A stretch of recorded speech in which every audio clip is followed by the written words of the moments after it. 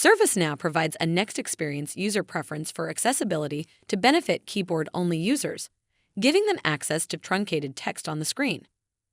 Truncated text is text that doesn't fit on the screen and is indicated by an ellipsis or ... symbol.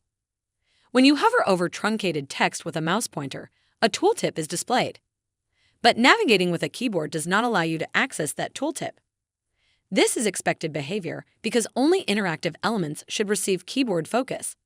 However, some keyboard-only users may want to access these tooltips. Here's how to do that. In the banner, select a user action menu and select Preferences. Then open the Accessibility category.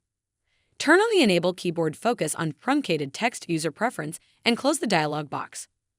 Now that this preference is enabled, the keyboard focus can access any truncated text to reveal the tooltip. This adds some tab stops to the page.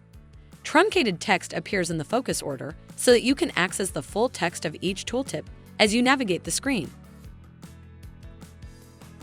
To learn more, see our product documentation or knowledge base, or ask a question in the ServiceNow community.